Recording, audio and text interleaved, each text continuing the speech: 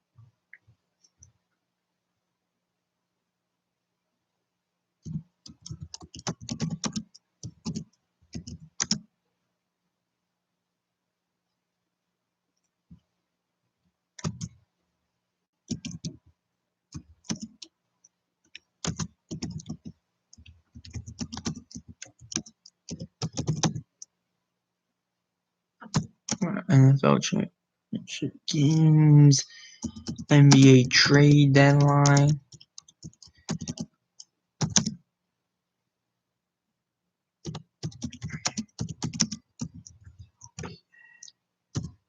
And then anything else, MLB scandals, so scandals wise, yeah, I just went live on Raiderville, and I'm waiting a few more minutes. I'm typing right now what I'm going to be talking about. MLB scandals. Is there anything else? And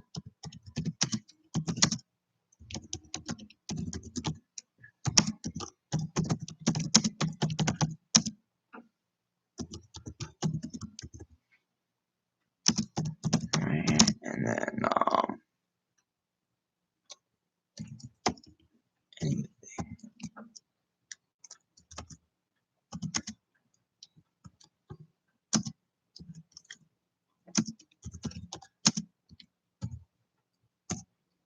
okay, wrong message, but need it.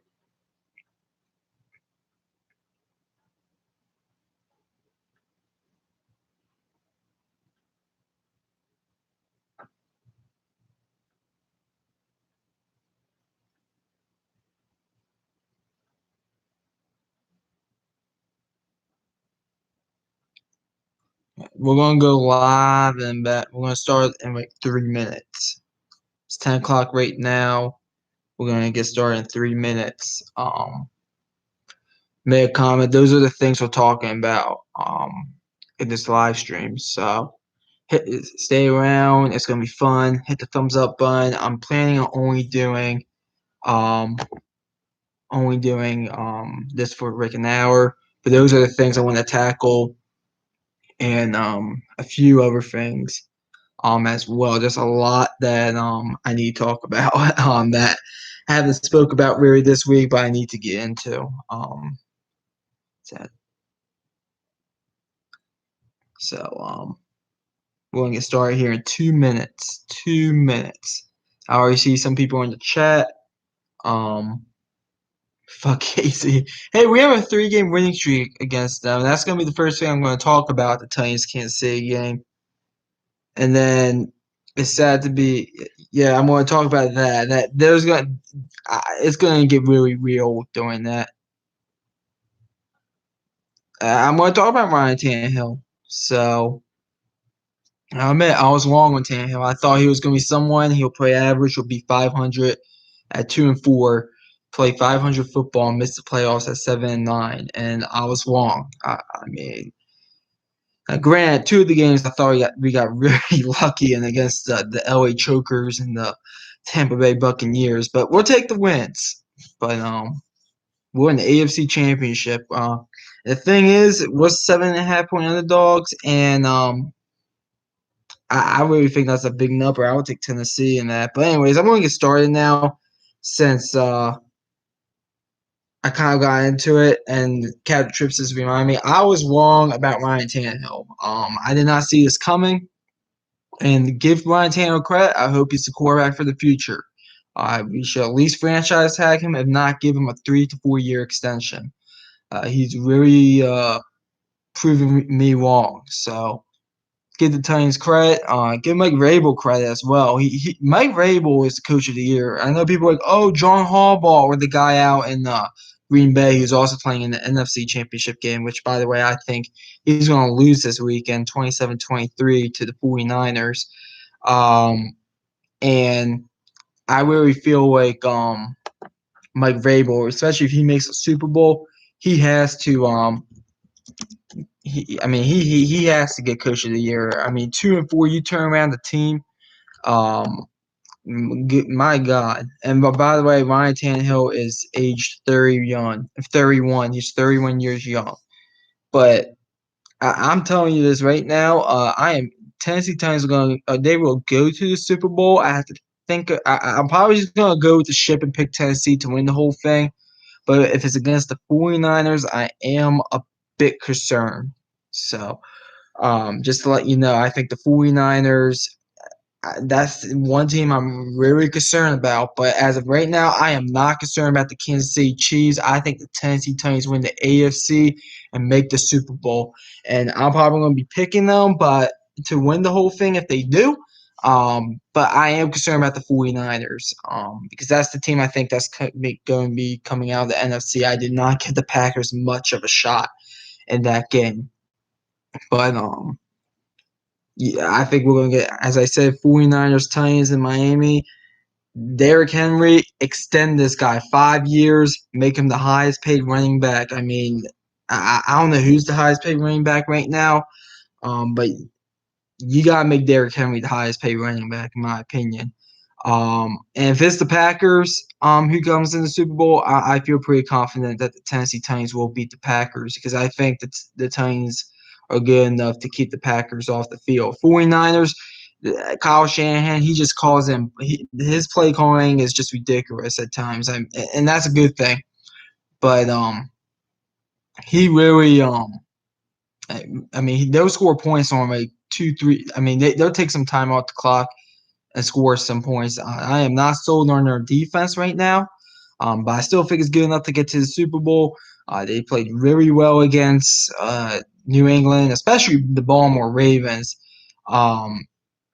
But Derrick Henry, I'm telling you this right now, he will. I think at a minimum he goes for 150 yards against the Kansas City Chiefs, and it would not surprise me if he breaks 200, possibly 220. Kansas City's defense is not that good, so I think we keep Patrick Mahomes off the field. And Andy Reid, I hope it's a close game in the fourth quarter. I really do because we all know Andy Reid chokes it away. So I like the Titans. I said 23-20. Some people think that the Titans need to get to a 27-28, which they proved they did. They did that against the Ravens. I don't think they need to get to that. I think if they could get to 21 points, 21 points, they will prevail and win the game. So I'm going to go ahead and, as I said in my video, if you haven't checked it out, AFC and NFC picks, I made it Wednesday. I picked the Tennessee Titans to win 23-20, and I picked the Niners to win 27-23. So that's basically what I think. Right now, I'm sticking to it. I mean, I've gotten a lot of these playoff games correct. The only one I got wrong last week, I picked against the Tennessee Titans last week. I just didn't think we were going to go into Baltimore and beat them, and we did. And was I surprised? No, because I almost went on here and MF the Raven fans and saying I'm going to go ahead and change my pick to the Tennessee Titans because those Ravens fans were running their mouths. I went to an Outback in the Baltimore metro area wearing this hat, and I got some looks. And my response was, yeah, your team lost to a better team. So, I mean, trust me, Ravens fans are very petty. I live in the state of Maryland, so I'm used to a bunch of Ravens fans. They are very petty right now about that loss. I mean, they are livid. Now, Chiefs fans, I haven't heard much from Chiefs fans. I'll be pretty honest with you. I think they've been kind of quiet.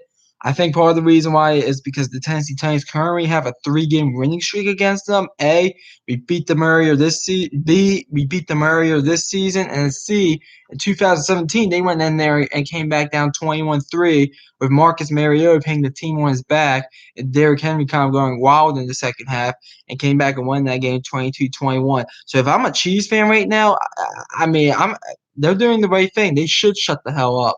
Now, Titans fans, I do think we're getting a bit cocky, but that's okay because when the hell has the Tennessee Titans been in a meaningful game? I mean, they got one primetime game this year, a Thursday night game in Week 3.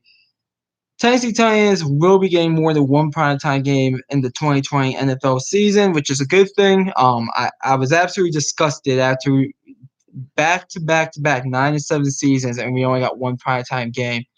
Um, but I'm telling you, the Tennessee Titans are proving everybody wrong, and I'm extremely happy about it. And we're gonna go ahead and beat the Chiefs. I won't be surprised if we lose, but I think we're winning that game. Let's see what you guys have to say. Lamar should win the MVP. I agree, but Tennessee Titans beat the MVP. Kansas City cheats. I want to say Kansas City cheats. We beat them the last 3 times. You're going to pick the Chiefs 34-24, Raider villain? I disagree. I don't think any team scores more than like 27 in this game, if you want me to be completely honest with you. So I maybe 27-24 Chiefs if you want to pick that. I'm okay. Um, but I just feel like the Tennessee Titans are going to win 26-20 Chiefs. That's a better score. I'm just saying I just don't think any team's going to get to 30.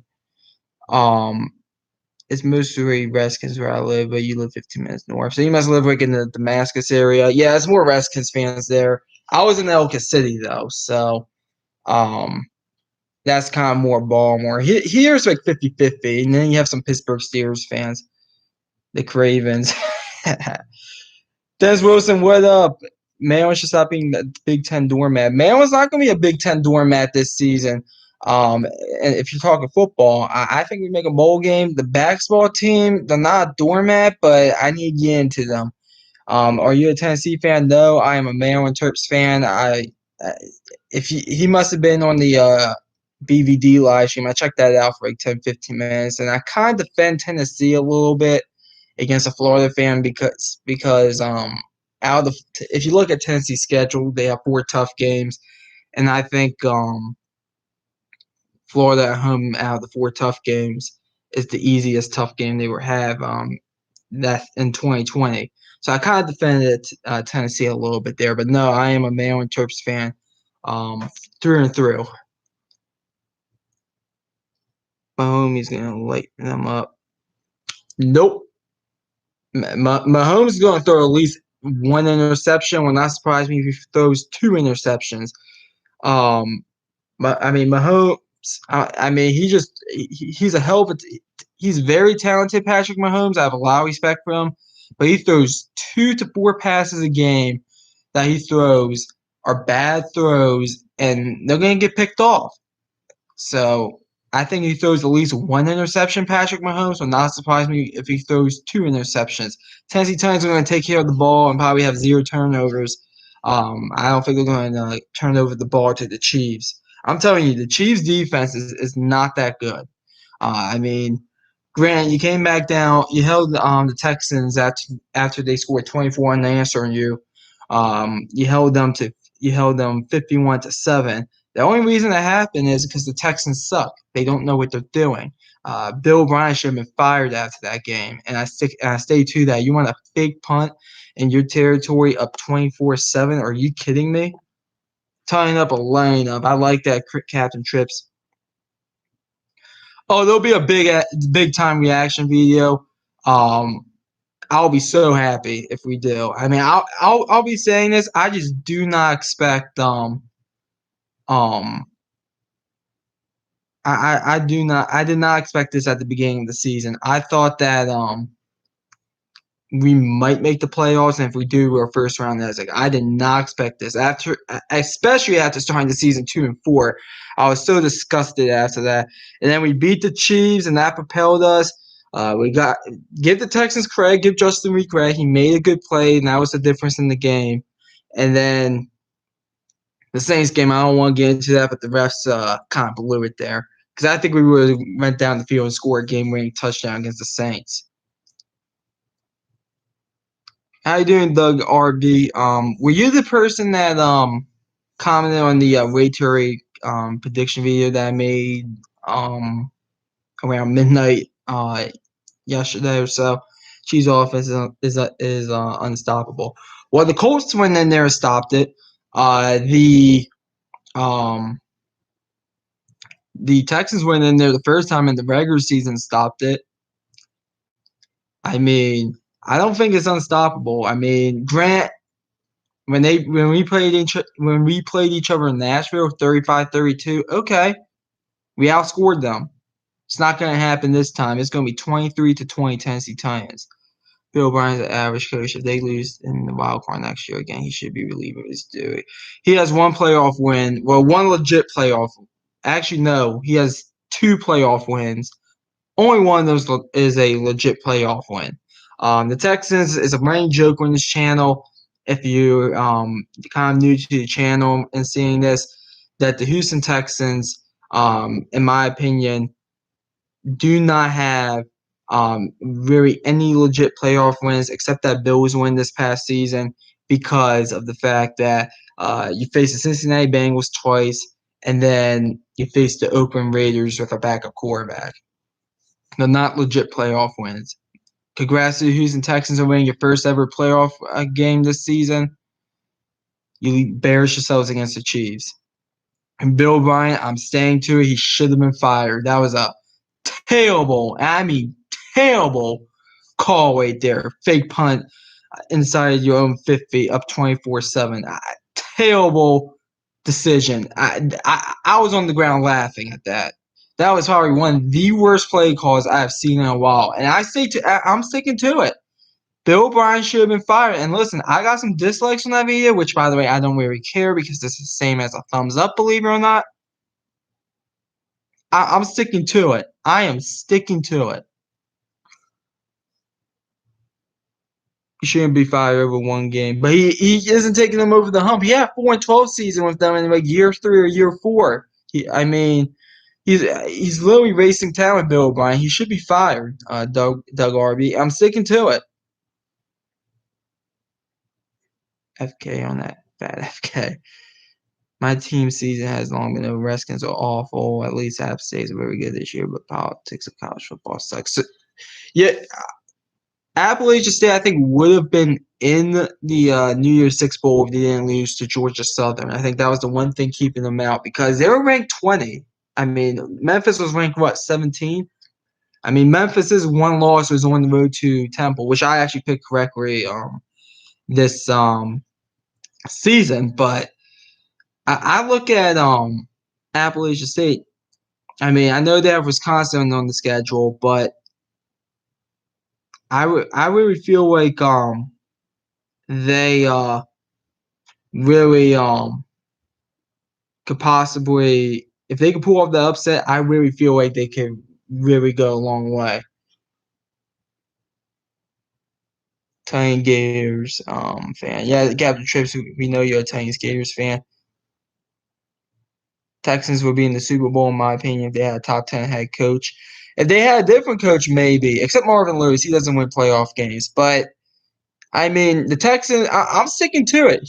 The Houston Texans are making a big mistake keeping Bill O'Brien. They're making a huge mistake. You want to know what they're going to do next year? Make the playoffs and lose in the first round like they usually do. This year was an aberration. Andy Reid's an underrated coach. He loses the big games like this one coming up. The fact is that Mayhew's group of 5 teams. Doug Arby, listen, I'm for an 18 playoff. I know you said 16 teams in your comment. I'm for an 18 playoff with that AFC being the group of 5 team.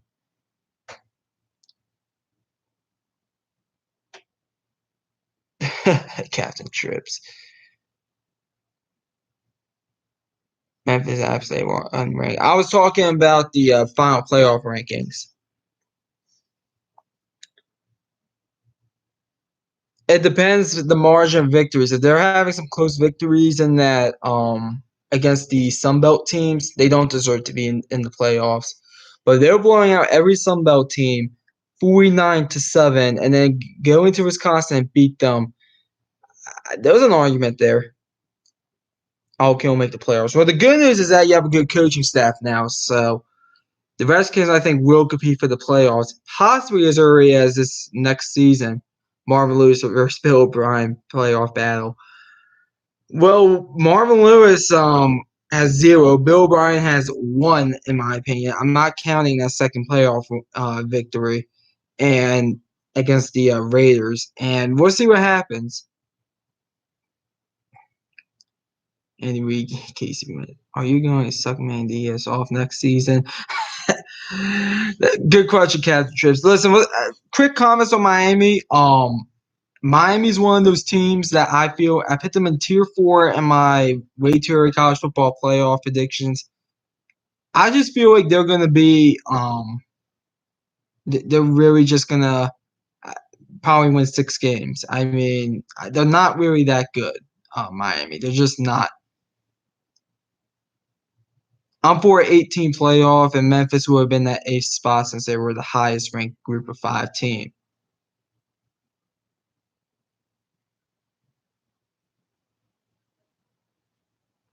I disagree with the NFL playoff system, though. I think it should be 8 teams. Divisions don't matter. This whole division thing doesn't matter to me. Manny Diaz is about as bad as Barry Taggart, maybe worse. We'll see. I think that might be a fair comparison. We'll see what Manny Diaz does in year 2. UCF, what was their biggest win in 2018? North Carolina?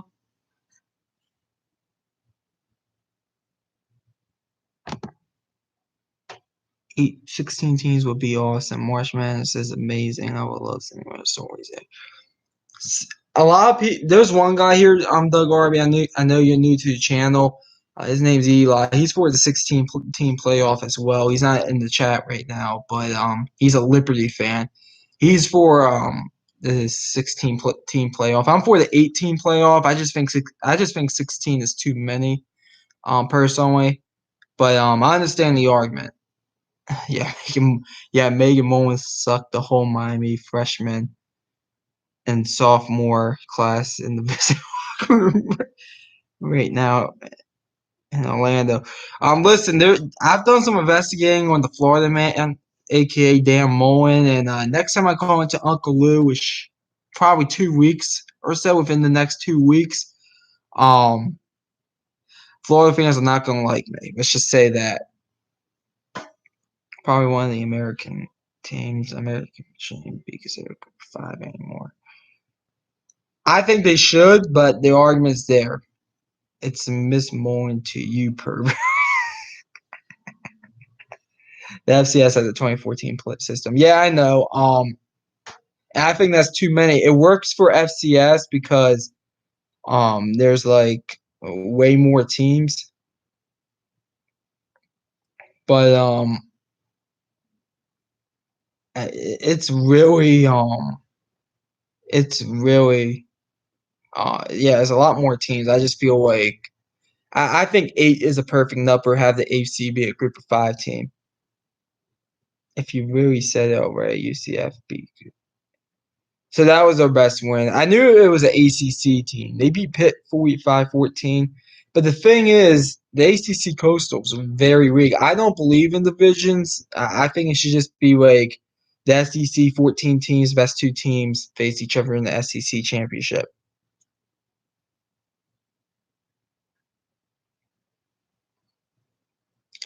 App State did beat 2 Power 5 teams, and one of them was a bowl eligible team. But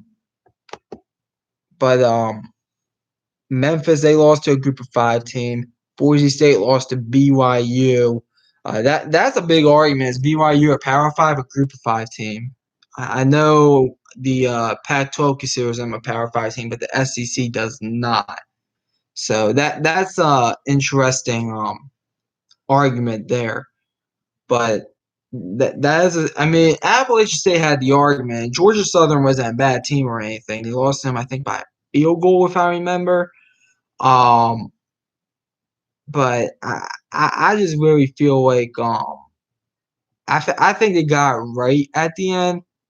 And Memphis didn't play bad against Penn State. It was a competitive game. It's just that I just don't know. I mean, I just don't know if it's a huge debate. But I thought at the end they got it correct. I thought Memphis being SMU, they beat Tulane, they beat Navy, they beat Ole Miss. That was their Power Five win. I just felt like they got it correct. But I understand your argument um as an Appalachian State fan.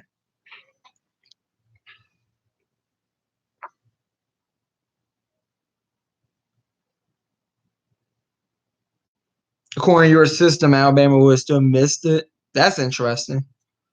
They also be sincere. You're probably talking about 2018 UCF no cap.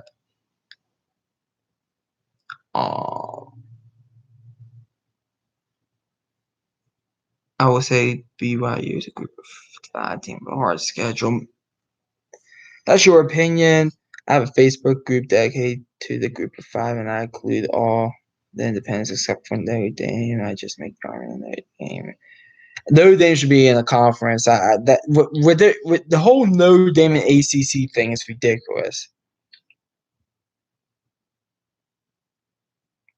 Yeah, but the problem with BYU is that the Pac-12 considers them a Power Five team, but like the SEC doesn't. I don't know if the Big 12 does. Big 12 doesn't want BYU actually, but that's the power of BYU. One conference does and one conference doesn't. The other three really, I don't know their opinion.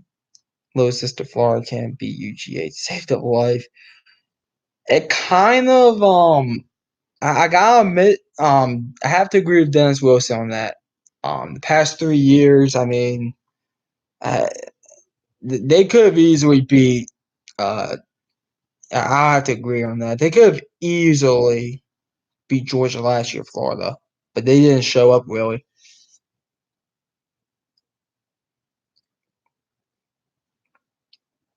It depends on who they're playing. I think I could get the BYU schedule up, but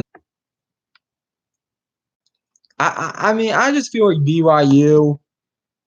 I call them like the Notre Dame of the group of five. They're like one of these religion schools that like the group of five. They were in the Mountain West, I believe, before they became an independent. And they're playing Utah, Michigan State, Arizona State, Minnesota, Utah State, Missouri, Houston, Northern Illinois, Boise State, San Diego State, North Alabama, and Stanford. So they're playing 11 out of the 12 FBS teams, and all 11 out of those 12 FBS teams, or at least 2 or 4 teams, in my rankings. I think if they go undefeated with that schedule, um, at minimum they'll get into a New Year's Six bowl. And that's at minimum. That you could make the argument there because let's say they go into Utah and Minnesota and beat both of those schools. That those are good. Those are teams that are going to win 8-9 games. I think this year. Same thing with Arizona State. So and Boise State even. So I think there's an argument there for if BYU goes undefeated, but I don't think they're going undefeated.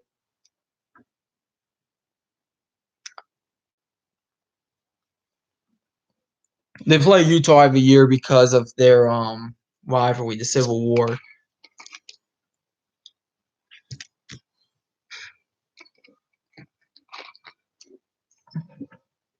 Liberty's mediocre. They made a bowl game and won it.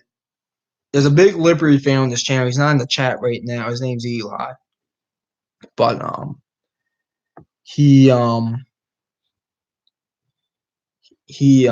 a big Liberty fan, and he would tell you that they're pretty. He thinks they're winning 9, 10 games next year. New Mexico State, UMass, and UConn are trash.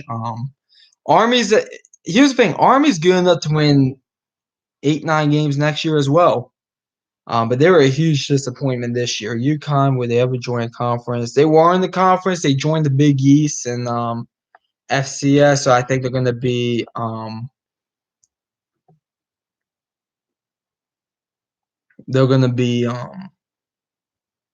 a independent. Liberty also lost to Rutgers. I actually know Eli personally, but Liberty beat Buffalo and Georgia Southern.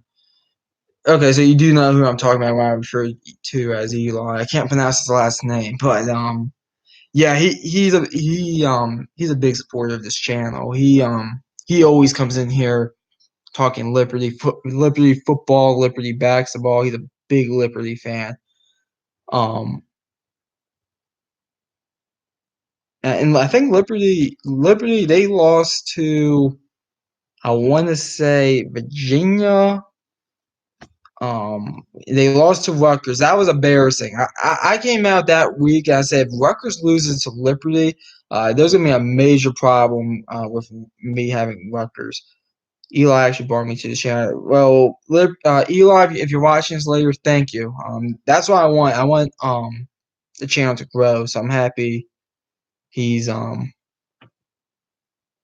he is bringing people to the channel. You're a freshman the year Appalachian State beat Michigan. It was great. That was probably one of the greatest upsets of all time. I mean, you still see the highlight reels for that one. I hope Florida finishes 10-2 again. I'm not going to give you a record, but I looked at that Florida schedule, and 10-2 kind of looks likely again. Maybe 11-1 if they could beat Georgia. But I think they're going to lose.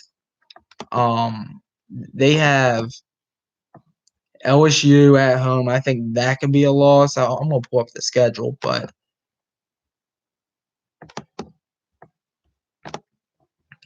I think here's the games I think Florida could lose in 2020. At Tennessee, LSU, at Ole Miss, Georgia, and at Florida State. That's 5 games right there that I think they could lose. 4 and 1 loss teams make the makes the playoffs in 2020. So you don't think there's going to be any undefeated teams? You must think that Clemson's going to lose to Notre Dame then, because that's the only game that I think that they're going to be even challenging, really. I mean, you could say Florida State, but even then, still going to be a 2-3 touchdown game. I do think Wisconsin's taking a step back. I mean, I just don't know, like who else do you guys have on the non-con? Oh, your schedules are no, your schedules aren't out yet. Completely, just the non-conference. At Wake Forest, you guys think you could go on the road to beat Wake Forest? Because that's gonna be a difficult one as well, Wake Forest. I mean, I could see you guys possibly splitting that one, but even then, I think it's gonna be really tough to go in and beat Wisconsin. I'm just being pretty honest with you. Wake Forest, if you came up to me and said you guys could beat Wake Forest, I could listen to the argument. Wake Forest, you're right. They're not anything special, but they'll coach well, and they're probably making a bowl game again. Early predictions: Bama 1, Clemson 2, Ohio State 3, Oklahoma 4. I am not predicting Oklahoma to make the playoffs this season. I don't care if they're 12-1. And my final predictions, I am not. They have a playoff ban, in my opinion, a 3-year playoff ban. All they do is go in there and just screw up games. Not many people thought that would be South Carolina preseason. I called that one though. And the preseason, no. But the week of the game, I came on here. I did pick Appalachian State to beat South Carolina that week on this YouTube channel, and the video's still up, so I have proof. I think they were like 5.5-point underdogs, and I took the points and said South Carolina's losing. So that week, I did thought it was going to happen. I think even some South Carolina, The fans quit on that season. I think the players quit on that season. I think the coaching staff quit on that season. It's gonna be interesting to see what happens with South Carolina this season. Number 4 could be Oregon. Oregon, yeah, that's a possibility. Oregon, the Big 12 sucks and they're sucked in their bowl games. I'll take the American over the Big 12. Pac-12 is better than the Big 12. ACC straight up doo-doo. That is correct. ACC is straight up doo-doo. Um, the big question is going to be who's going to be the second best team in the ACC. That's going to be the big question because I think whoever comes out of the Coastal is going to have at least 3-4 losses on the resume, and second place in the Atlantic after Clemson is going to have probably 3-4 losses. The Sun Belt might be as good as the ACC. So here's the thing. I actually like the Sun Belt with the mindset of this. They have some interesting teams. If I could get their teams up here, here we go. Like for example, Appalachian State, Georgia Southern seems to be good every year. Arkansas State, they seem to be good every year. Who else? Troy, I know they had an off year, but I think they're going to bounce back. But I really feel like I just really feel like the Sun Belt they do have a few good teams. Louisiana Lafayette, I forgot about them. They're pretty good as well. They're probably the second best team in the Sun Belt. I'll take the winner of Virginia Tech and UNC to represent the Coastal. That's probably your best bet at this point. Sun Belt Bowl tie-ins suck. They do. Maryland can be a flag football team. Listen, 2020 match Maryland up against Miami. I'm taking Maryland. Okay. Maryland's one of those teams. I think they hit rock bottom. And I think they'll make a bowl game in 2020. I really do. My early season prediction is 7-5. I don't think it's anything too crazy.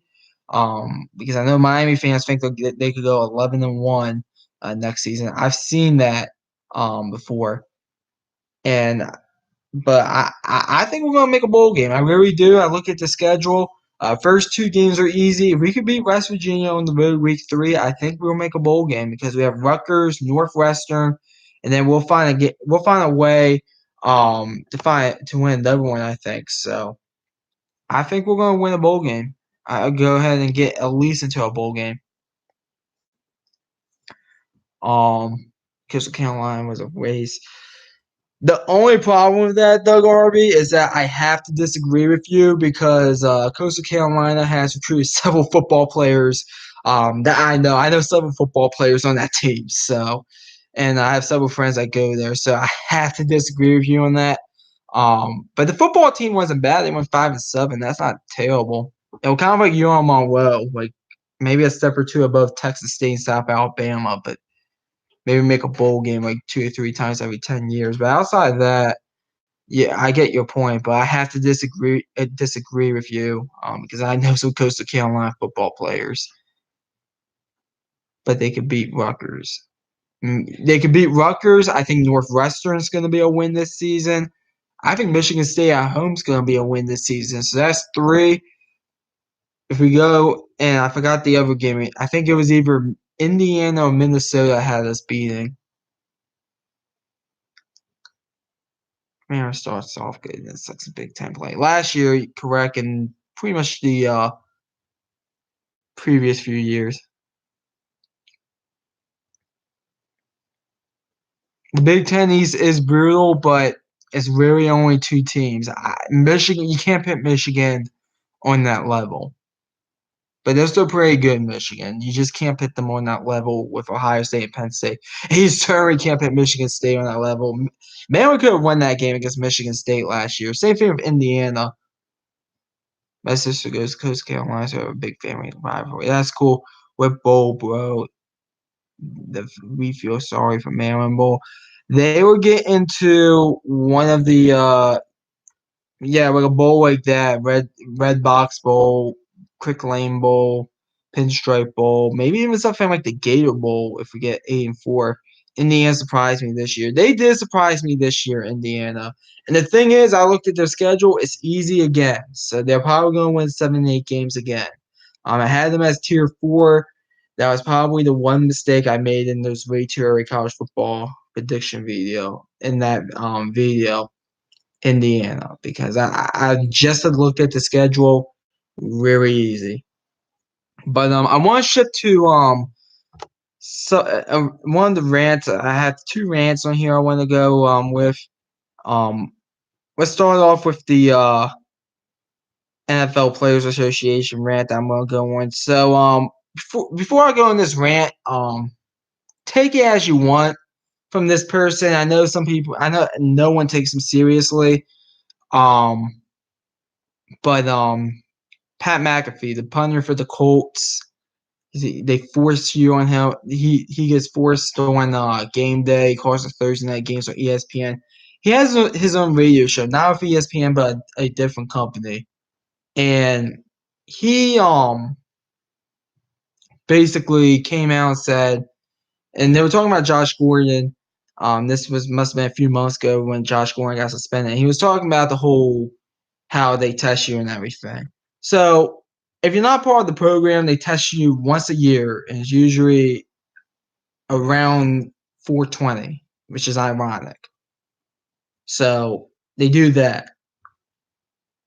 But if you fail, and you could fail for a number of reasons, like for weed, that doesn't test for alcohol. But in Pat McAfee's situation, he got arrested for public intoxication, just a minor misdemeanor, nothing serious. So he was they put him on the program, and he thought it was a phase 1 program, 90 days. Okay, they test him 8 times a month. So, okay, I have to say his was alcohol, and it's a whole list: alcohol, weed, any other type of drugs, PEDs. So he's like, okay, I stay clean for 90 days. He gets counseling once a week. Okay, I think it was.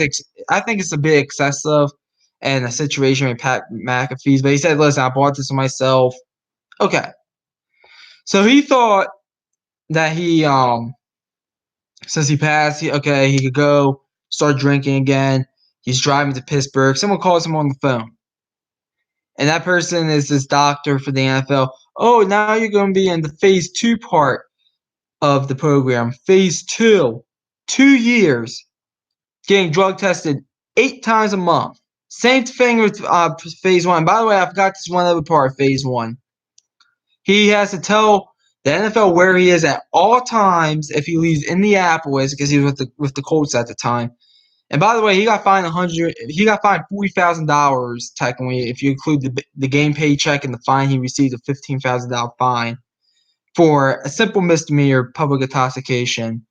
Meanwhile, the city of Indianapolis, when I think he pled guilty, maybe $150 fine. I think he had to do like 10 or 20 hours of community service. But that besides the point. So the NFL already ripped him off there because he was kind of attacking the Players Association, and sometimes he was, but saying it was good for some things. So it's like kind of weird. But phase 2, same thing as phase 1. He has to, every time he goes out of Indianapolis, Pat McAfee, when he was in phase 2, he has to tell them where they go, where he's going to be, and he has to give them 2 phone numbers to contact him every time. And here's the better part. Let me give you a example of when he so-called didn't do this. And they test you whenever. Like it could be like one test on Thursday, and then you get tested again on Saturday, and then you get tested again on Tuesday, and then another test on Wednesday. And in the supposedly NFL, they have 32 guys that have this job. There's one person per team that sits there and is in charge of taking piss samples for drug testing. And usually, if you smoke weed or something, it's 3 weeks. But in the system, there's no way there's just no way you're going to pass it with this system because they test you so periodically. So Pat McAfee, if you know Pat McAfee, he's kind of a crazy dude. He went gator hunting in Louisiana one day. Then he turned around and he went Bigfoot hunting in southern Georgia. So this doctor, I think his name is Dr. Brown, thought that Pat McAfee was eluding him and then sent the guy from the Atlanta Falcons that's in charge of the piss samples down, and then at the middle of the night, like 4 a.m. in the morning, you have 4 hours to take your piss sample, or else you're going to get fined or suspended or whatever. So he took it an hour, and after he found out he had to at days in. And he said, I feel bad for Josh Gordon because it's really not fair. It's more than just not fair. You want to know what I really think of this? The NFL is treating people that made mistakes, and I believe in second chances. Like, for instance, public intoxication.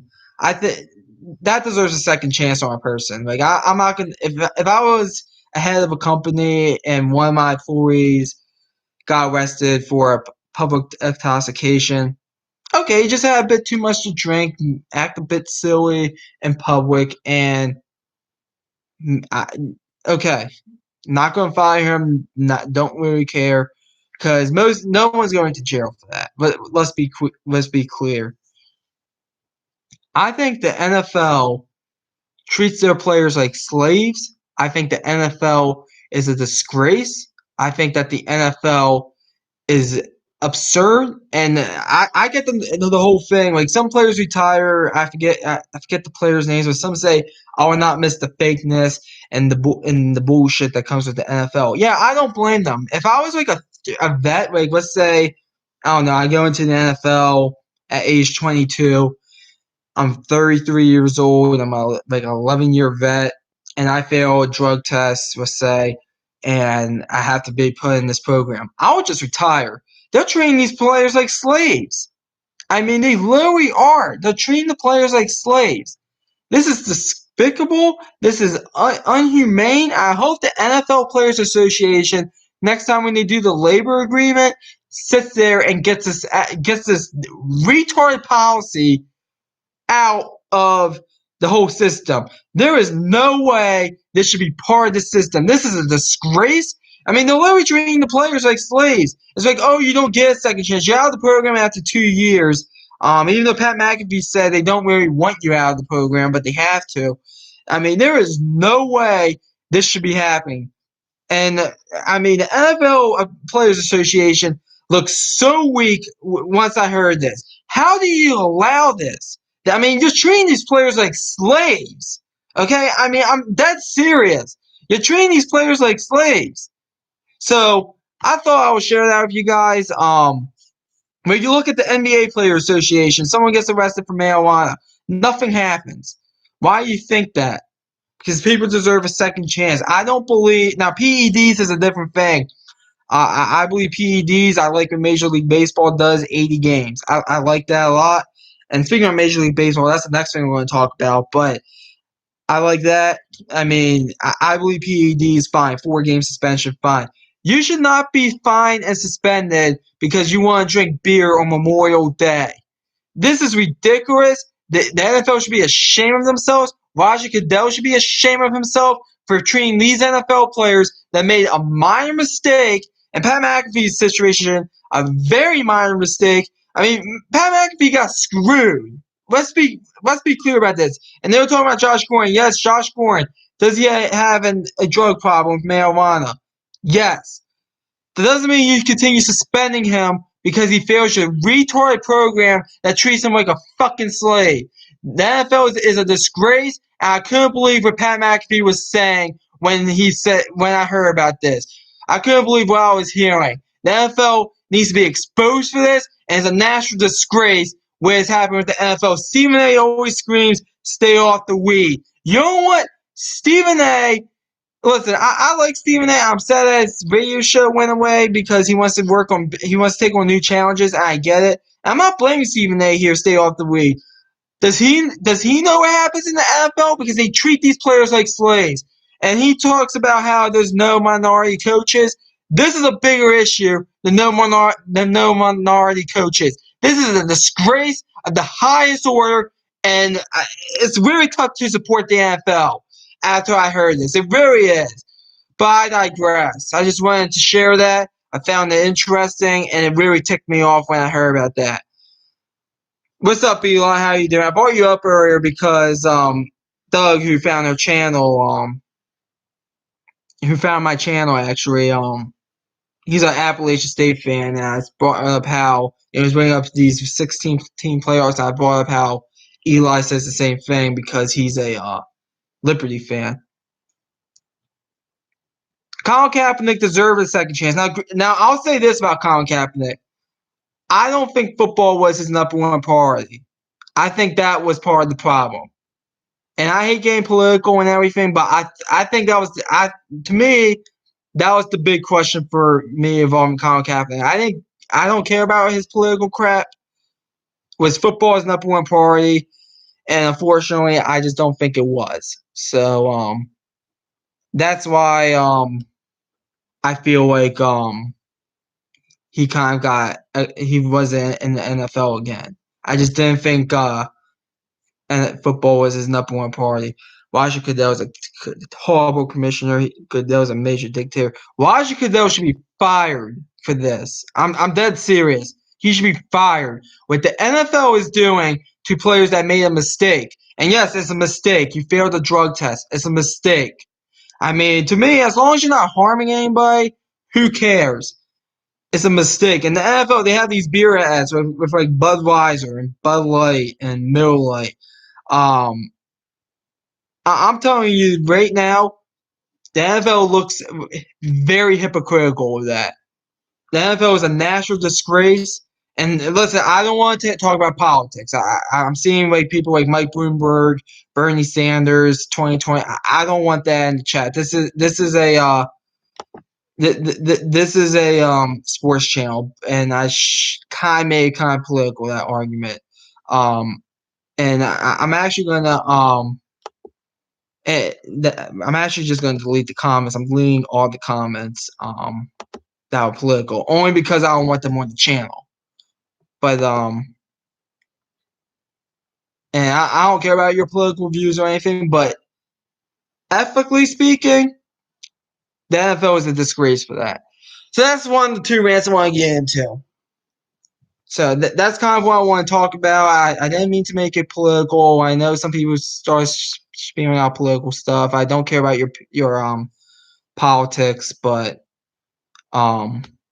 even this one's a political one. It could be considered a political one, but oh,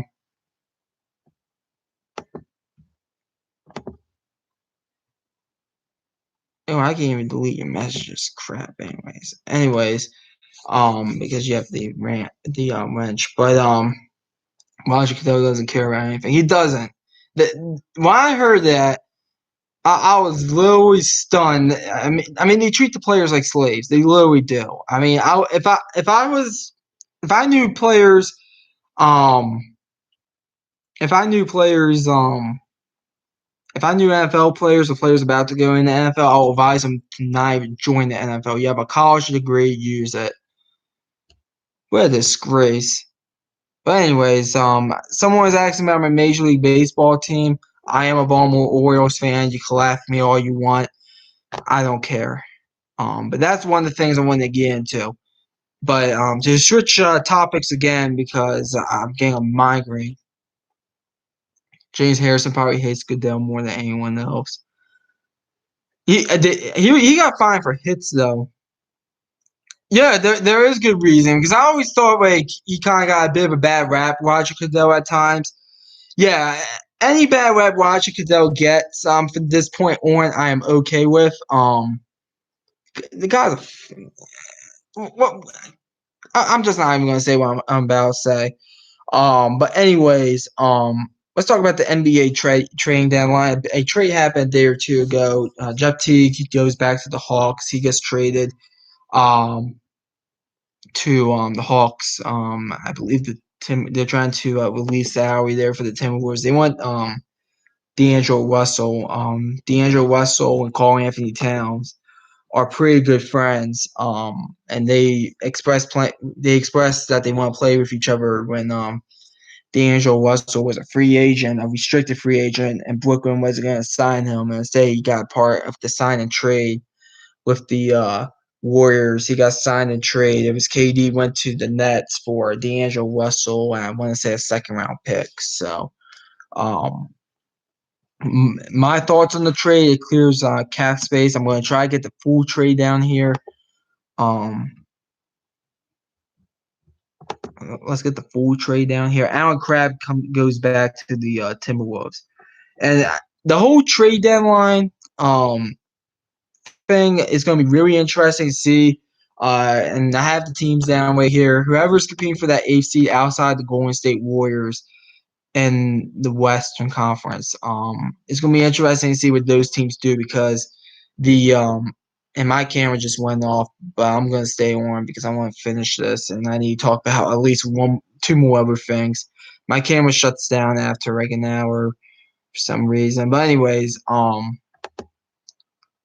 it's gonna be interesting to see what some of these teams do in the Western Conference, especially teams like the Grizzlies. I know the Grizzlies want to trade Andre Iguodala, the Spurs, the Blazers, and which by the way, I was worried about the Blazers, Portland Trail Blazers fans watching this. I was worried about your team, the Suns, the Pelicans, the Timberwolves, the Kings. It's going to be interesting to see what these teams do during the trade deadline because these teams are teams that I think some of them should go for the eighth seed.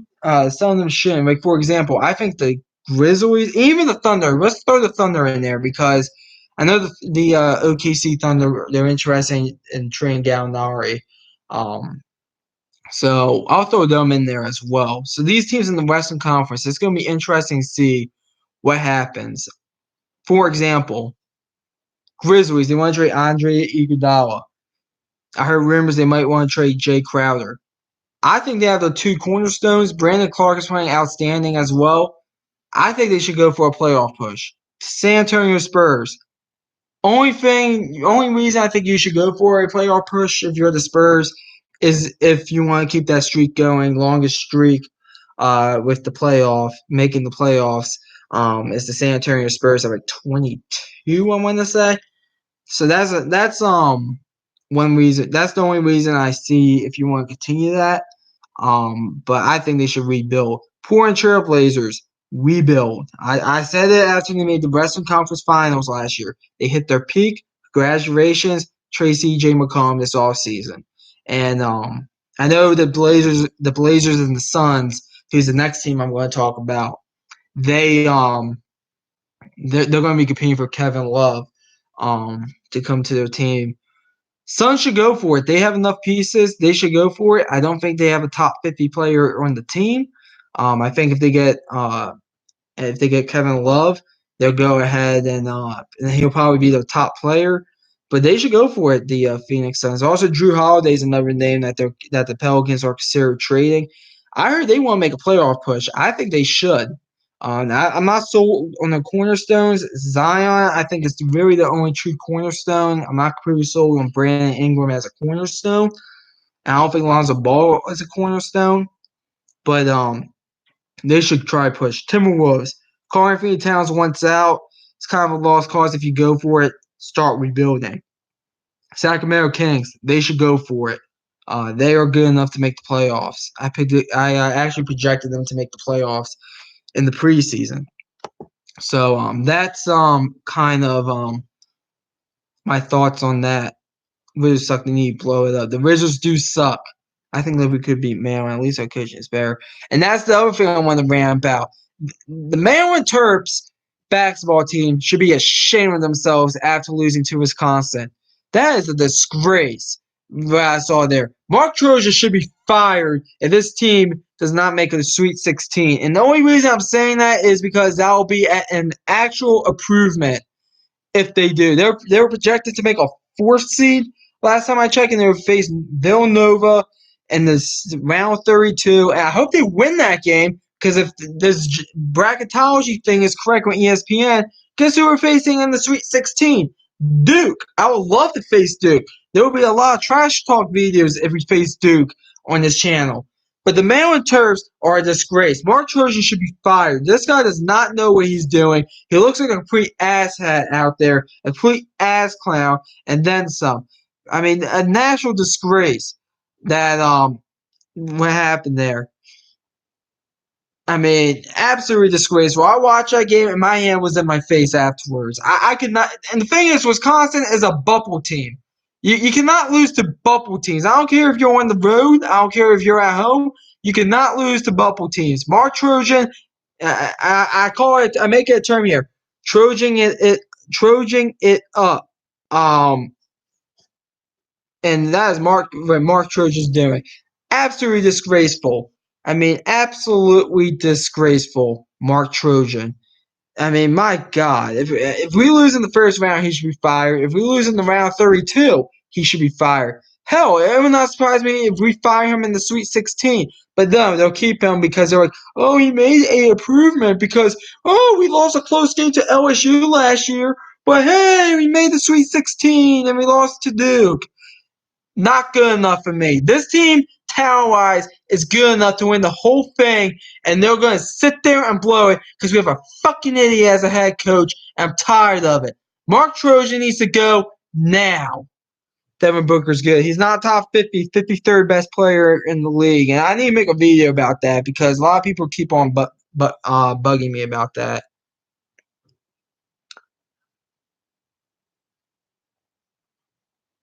Maryland has some head-scratching losses because of their head coach. They lost to an Iowa team they should have not lost to either. Maryland almost lost to Belmont last year. I mean, we almost did, but thank God we came out with the win on that one. I mean, the problem with Belmont was that they had one very good player, and even if you try guarding him, he would just cook you. So you can't completely blame Trojan for that, but I mean, Trojan's an idiot. Okay, this guy needs to go now. I used to be a Maryland fan before attending Appalachian State. A lot of people used to be Maryland fans before attending other schools. I mean, I'm going to be attending a D3 school, so I'll still be a Maryland fan, but and a D3 school fan. Like, I don't know. I'm not telling you what colleges I'm attending on here, but I go to a community college, to my local community college, but I'm not telling you what colleges I will be attending, possibly.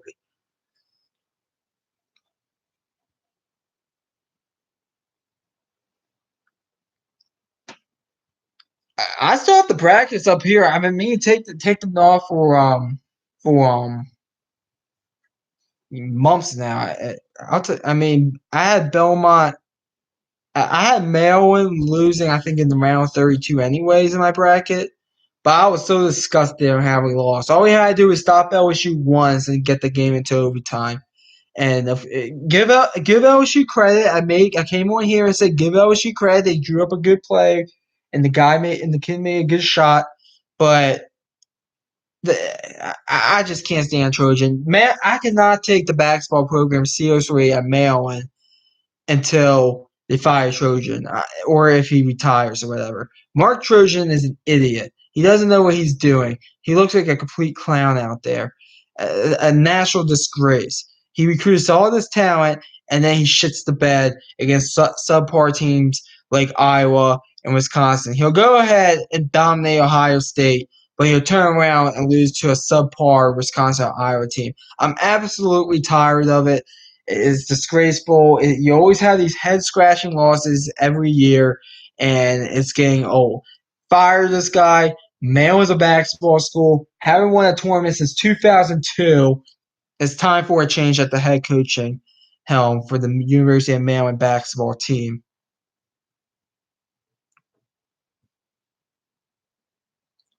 Well, here's the thing. It doesn't really matter which seed you are in once you make the tournament.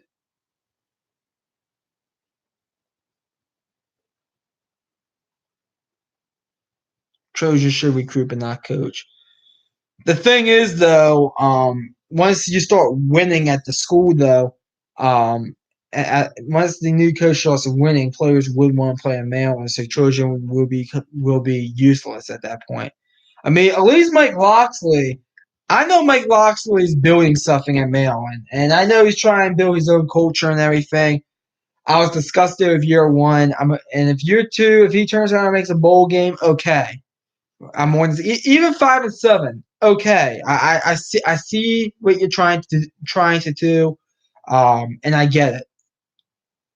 Trojan sits there, first 3 years makes the tournament, turns around, misses the tournament for 2 years, then makes it again, misses it for another year, and then he made it this past year to the round 32. Only made one Sweet 16 in his coaching career in Maryland.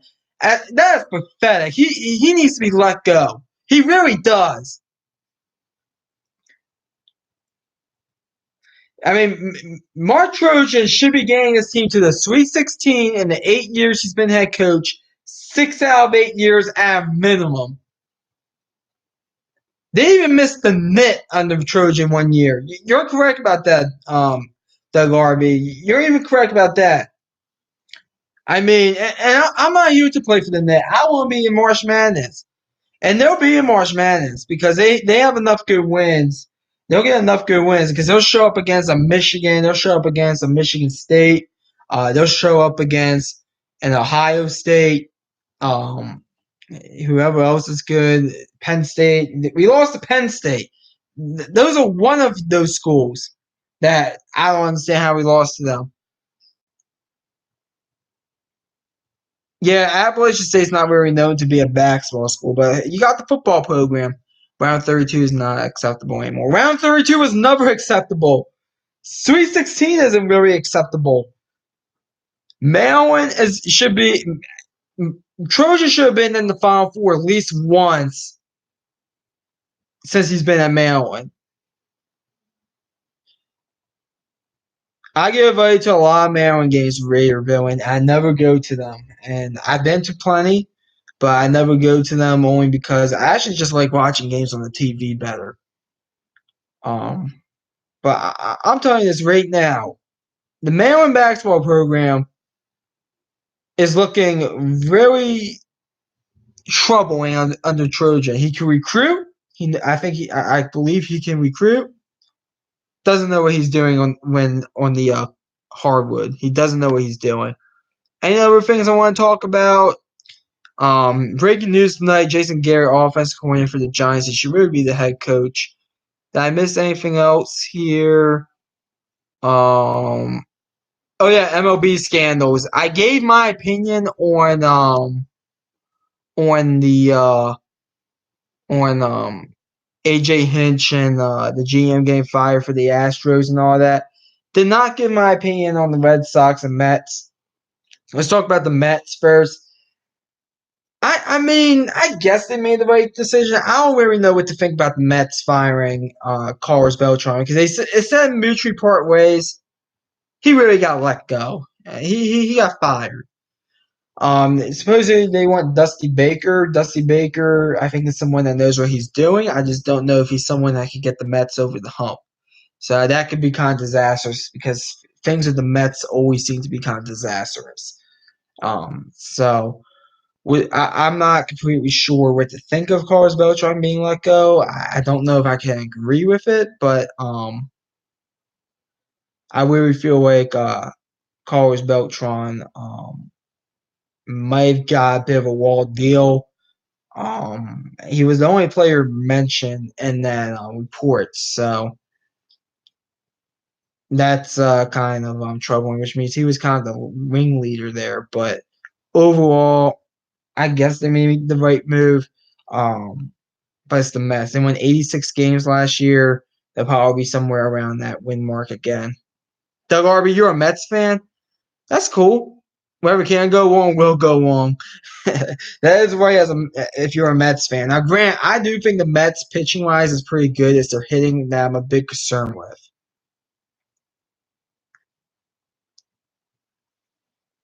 Tier 4 basketball team? That means this past decade, yeah. I mean, they've been a bubble team most years.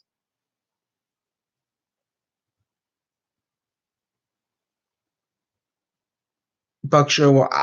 As an Orioles fan, Doug Arby, I don't want Buck going anywhere else as an Orioles fan. I just want him to retire as the Orioles manager. I know he's been doing some stuff on Yes Network with the Yankees because he worked with the Yankees before they got Joe Torre. He was their manager, but Buck Showalter will always go down as the manager that made me love Orioles baseball. Because back when I was like 10, I watched the games, but I mean they sucked.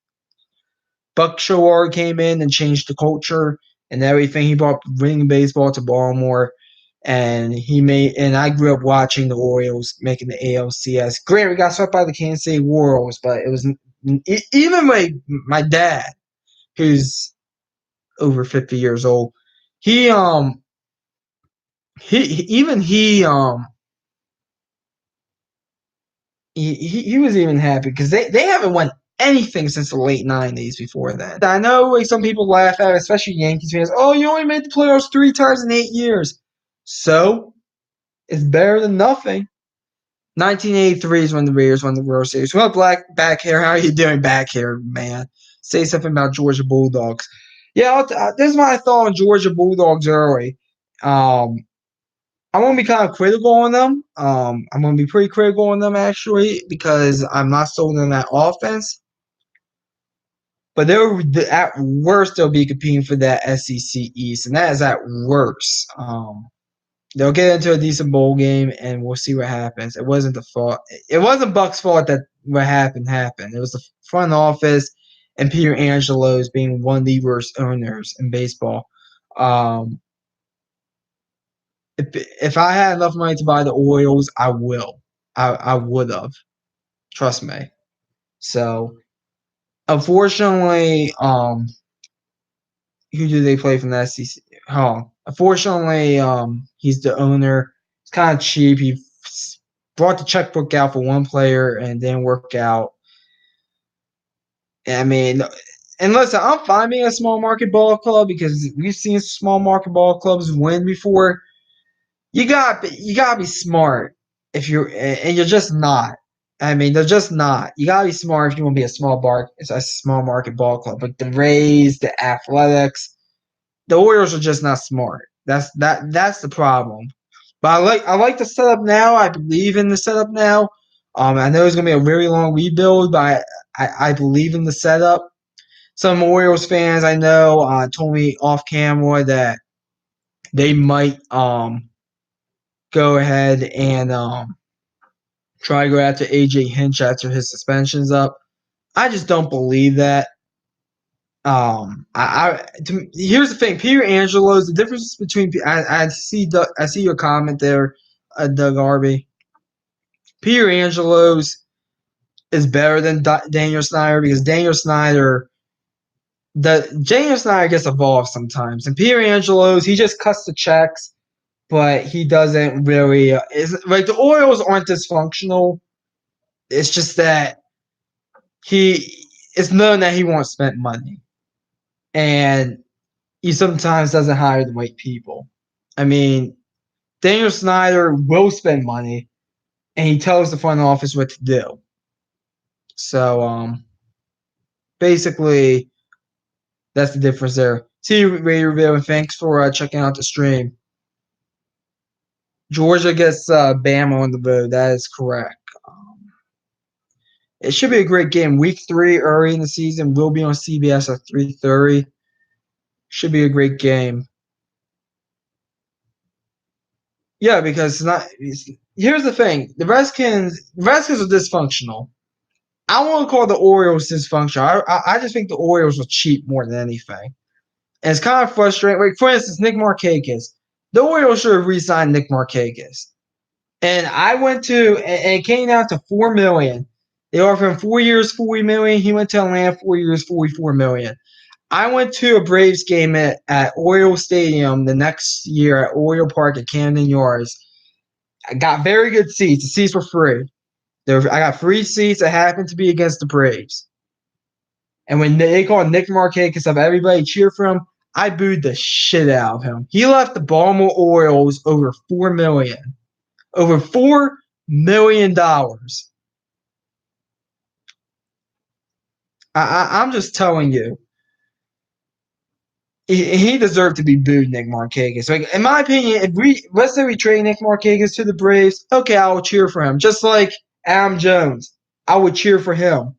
Um, even though he left, and that was the Orioles' fault in that. You gotta look into the situations.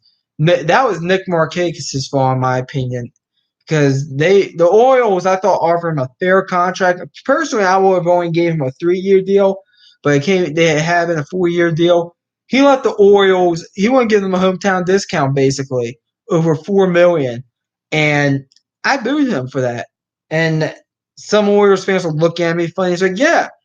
And even one's like, one stranger asked me, why am I booing Nick Markakis? I'm like, he left the team over $4 million, same year length, but he went for 4 years, 44 million, over 4 years, 40 million. I know it's like 4 million, but still,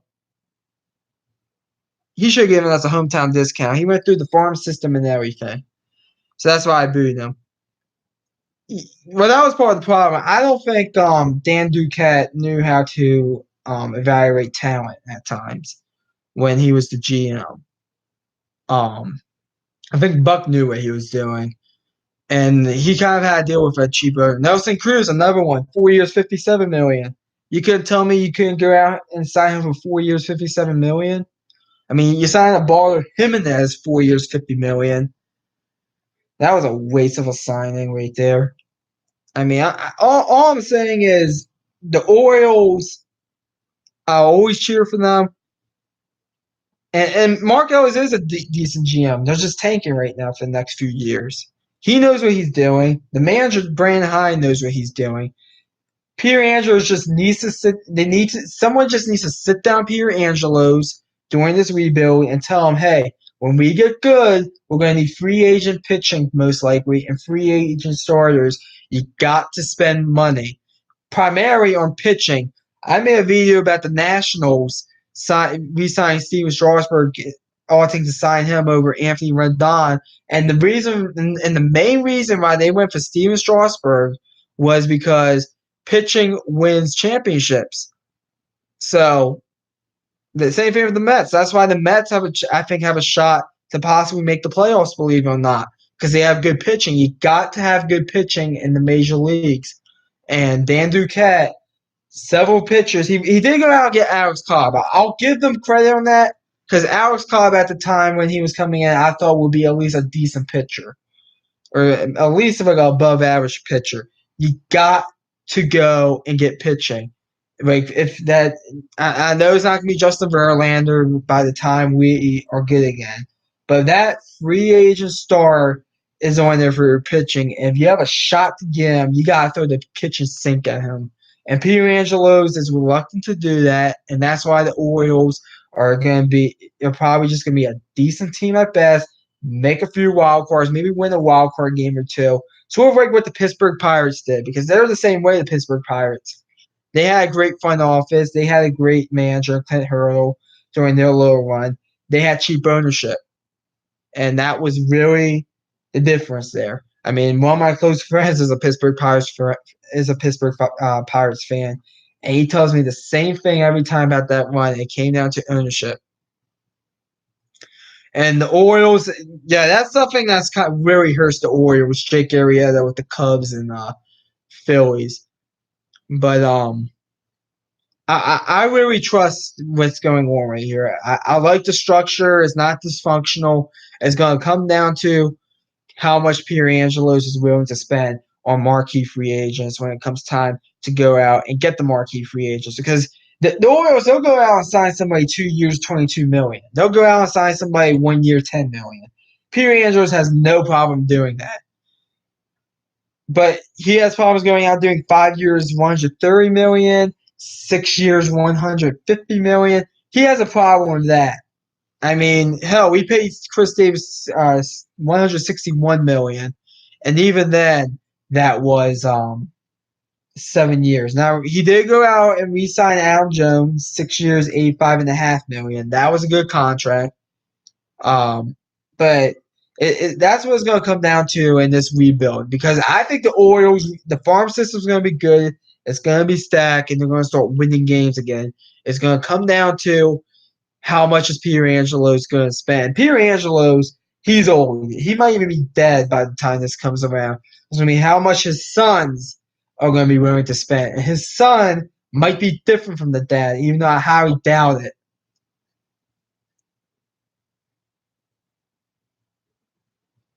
That is true. The Orioles lineup was not bad. And here's the thing. We actually already have one of the pitchers that are going to be part of the future, Joe Means.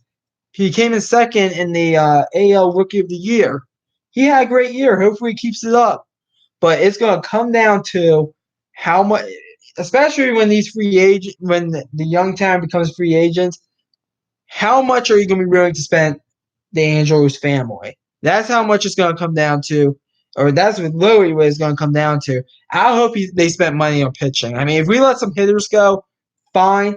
I hope they spent money on pitching because Abardo Jimenez and Alex Cobb are just not going to get the job done. I mean, Abardo Jimenez, he had one great year, and we signed for 4 years, $50 million, and it just didn't work out. So hopefully, I really hope they know what they're doing. And Dylan Bundy. Please don't bring up Dylan Bundy. Dylan Bundy. This is my problem with Dylan Bundy. It's not him. It's the Orioles fans saying, "Oh," and all these like Orioles management and like Orioles reporters. Oh, he's gonna be such a big pitcher in 2012. Same thing you're hearing about Hunter Harvey right now. How you doing, Raider Villain? Glad to see you back. I'm only going to be away for another 5 minutes or so. But Dylan Bundy, I mean, it's like Hunter Harvey right now. He's such a great pitcher. He's going to be winning Cy Youngs.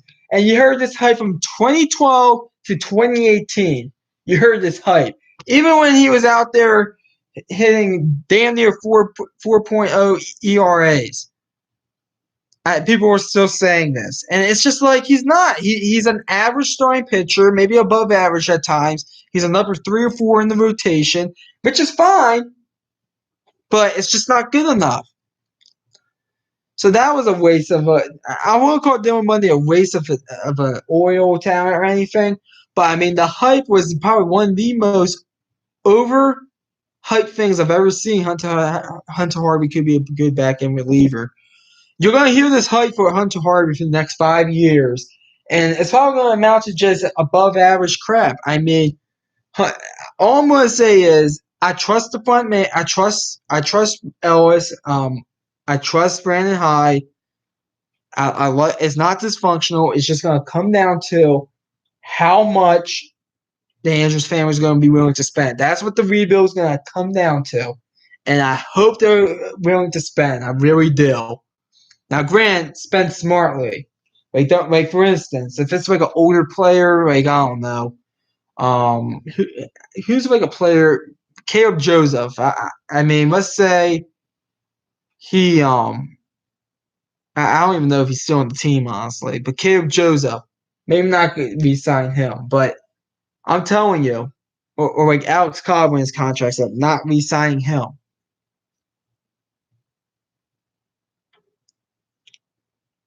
It's not hard to be a good reliever as starting pitcher. That is true, but the Orioles need starting pitching. Bullpen will come. I mean, the thing is, bullpens all of a sudden get good.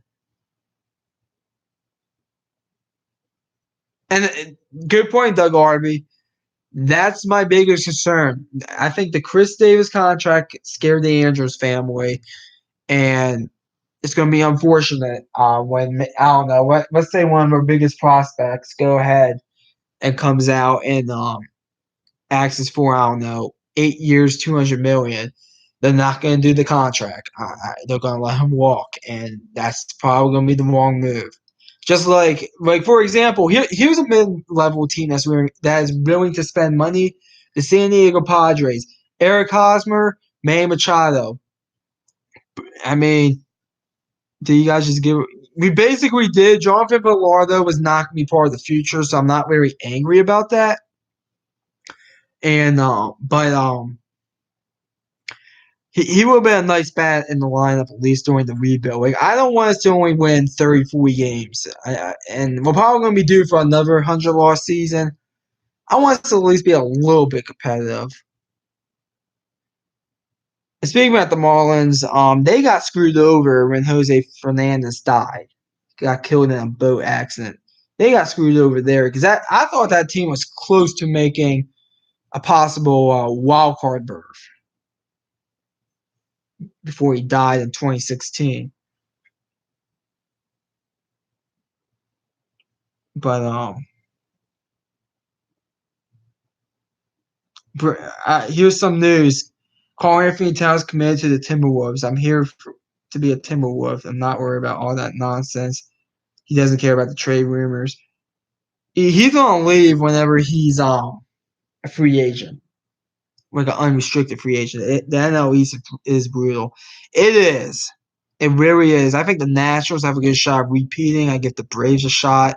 I'm gonna be doing baseball predictions in early March. Last time I kind of squeezed them in last second. I'm gonna be doing them. I'm gonna be doing them in early March to give people enough time to view them. Some of them only got like 5 views. Now back then, I really only had um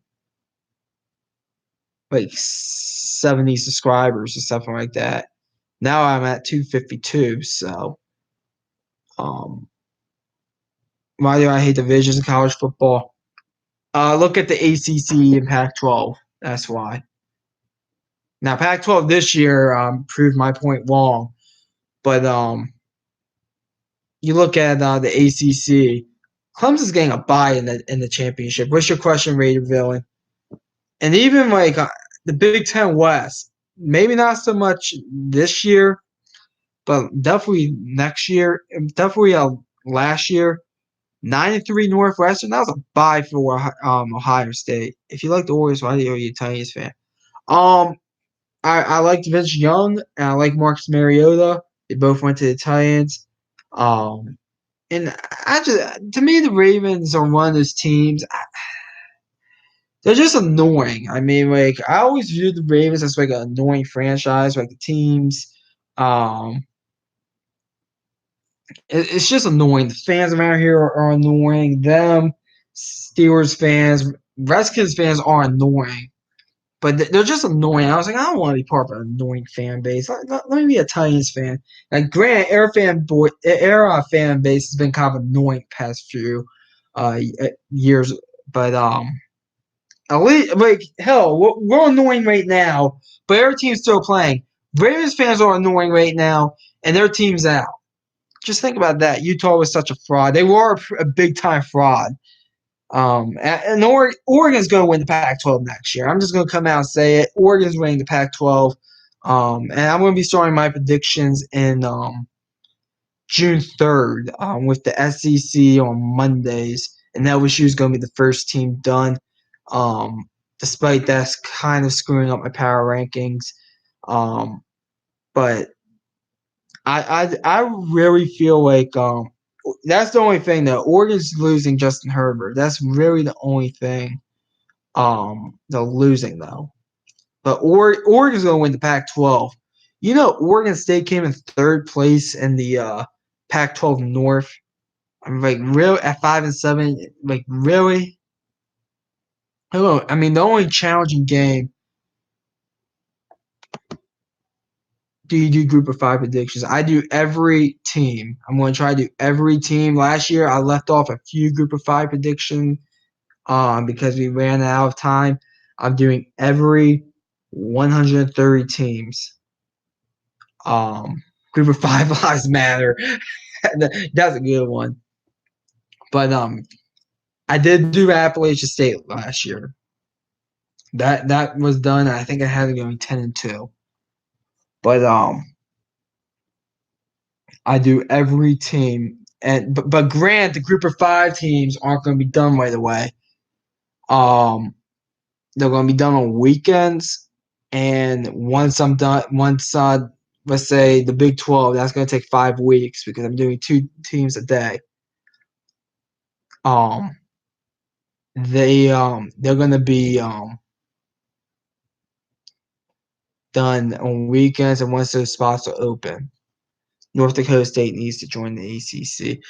Mountain West would be a better fit geographically for them, in my opinion. And on NCAA 14, I did a league like a year ago. I really liked the league, but I kind of got bored of it after like 12 seasons into it. Um, because it was kind of like the same teams just winning it every year. And I was like, I kind of want to be a bit different. But North Dakota State, I did some conference realignment. North Dakota State was in the Mountain West with South Dakota State as well.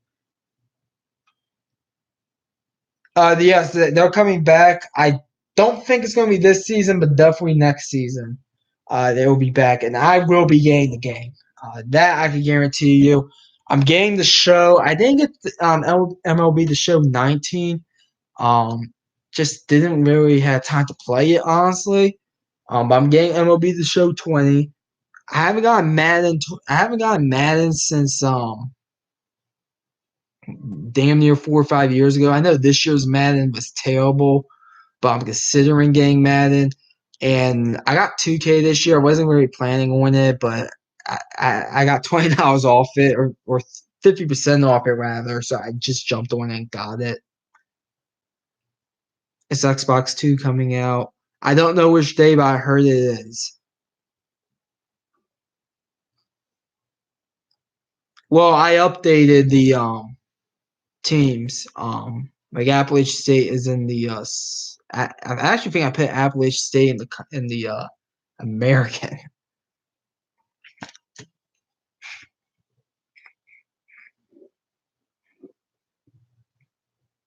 I played NCAA baseball before. That wasn't really a good game. NCAA March Madness. I played those. These are kind of old school games though. Um, but the games I play, there's a game called Smite. I thought about live streaming it. I might have to push it up to the summer. Um, I'm pretty good at the game. Like I play with the like fourth best player in the world. That's one of the main guys I actually play with in Smite, and I play with like a bunch of these ranked players. I mean, and the thing is, I can hang with them. So Vanderbilt, yeah, Vanderbilt won college baseball. I do watch college baseball and softball, believe it or not. But not like hardcore or anything. Maryland baseball sucks, by the way. I'm not a huge gamer. I won't call myself a huge gamer, but I play 2K, Smite, GTA, Skyrim. I probably beat Skyrim like 5 or 6 games.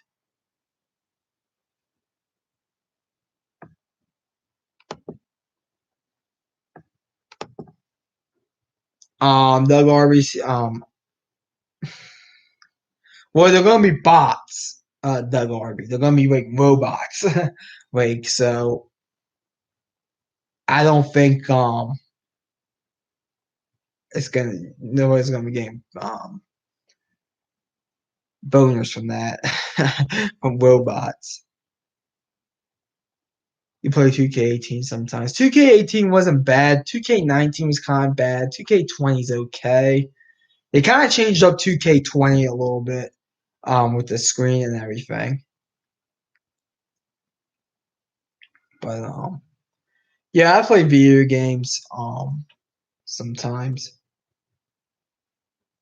I mean, I didn't play any today. Tomorrow, I'm planning on it because I'm gonna be stuck in the house tomorrow because it's supposed to snow around here in Maryland, like 2 4 inches, something like that, and there's some ice to come along with it. Um, so we'll see what happens. Man, I've been on for an hour 34. I think some college sports are more fun than professional sports. Football, yes. Basketball doesn't really matter to me. Baseball, Major League Baseball, I think is the better sport. But college is fun to watch. I'll say that. It's just that I'm not really into college baseball. I just watch it to watch it. But I don't watch hockey. I tried getting into hockey like 2 or 3 times and just couldn't get myself into it.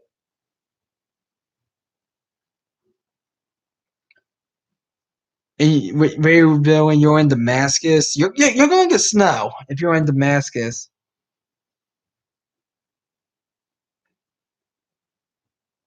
Mount Airy, is the area I live in, and it's it's like on top of a hill, and it gets like they're calling like 2 to 4 inches. We're getting 4 inches, so it's just it is where it is. You live in Middletown, yeah. I mean, Middletown is on the other side of Frederick County. They'll probably, I don't know if it's the same way there. Gaithersburg, North Potomac, yeah, close enough. Yeah, Gaithersburg, it's a lot of pavement there. That's why it doesn't get as much snow because of the pavement. Middletown probably gets as much snow as we do here. You're the supervisor at Starbucks. I don't drink coffee, so I don't go to Starbucks just because I don't drink coffee. Um, but there's one here, the one in Mount Airy. Gaithersburg traffic sucks. Yeah, Montgomery County traffic sucks in general. I mean, I don't go down there that often just because of the traffic. Even though I do like the Clarksburg outlets, I'll have to admit.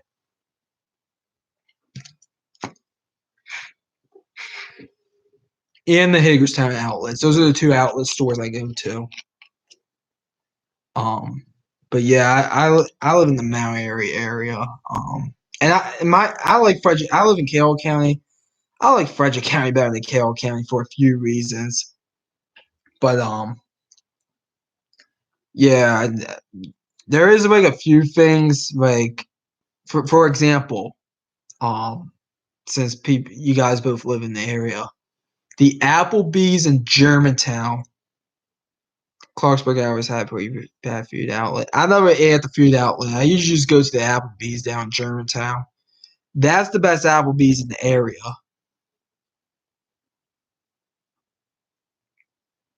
I miss being a college student at App State. Sister Curry goes to Coastal Carolina. I've been to Coastal Carolina before. So now I've never been to App State, but I've been to Coastal Carolina. But because I went there, I drove past. I always vacation down Myrtle Beach. I always sometimes I pass it. One time I went down there before. We used to always go there with my best friends. Yeah, the Applebee's in Germantown. It's a pretty good Applebee's. That one, and the to me that one's the best Applebee's in the area, especially Frederick. The Frederick Applebee's sucks. And then for Outback, the one in Ellicott City, I know that's kind of a hike for you too. Myrtle Beach is fun, but I hate this. Yeah, Myrtle Beach is fun. I understand that. Myrtle Beach is fun though. I do like Myrtle Beach a lot. Might even be living down there in the near future, but or at least part time down there. I like up here a lot. It's gonna be tough. It's gonna be really tough for me to move away from where I am now in this general area. But yeah, I wouldn't mind like doing like winter down in Myrtle Beach and then summer up here or something.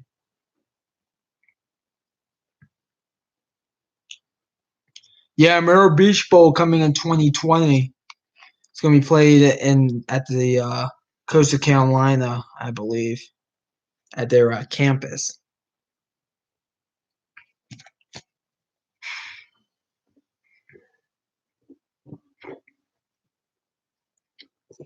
I think there are too many bowls in college football. I do a video um after every season on how I would change college football with conference realignment and all that. I'm going to say that to February though because I need content for February. I like Maryland in the summer, even like in the spring. Like once you get to like April, Maryland's fine. Even March sometimes.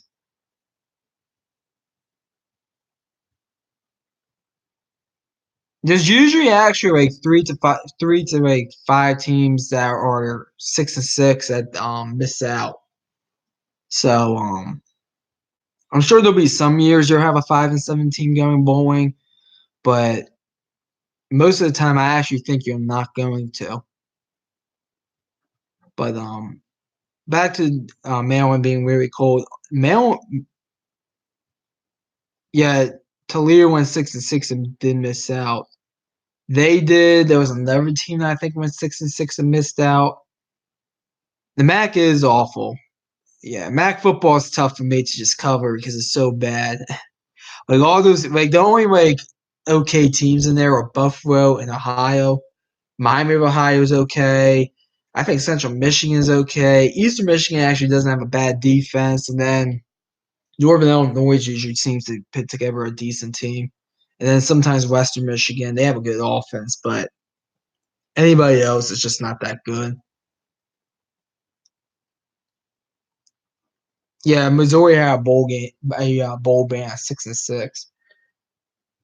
Yeah, but Akron went 0-2 and lost to UMass. That is a bear. If you lose to, there's a handful of teams. If you lose to them, including Akron on that list, um, yeah, it's pretty embarrassing. That you lose to certain teams like Rutgers, UMass, UConn, all those teams. Um, yeah. But I think we'll wrap this up. UMass lost to FCS team by 25 points. That is true. It used to be called the Fun Mac. Well, yeah. Well, the thing is, those a few of those MAC teams are actually not bad.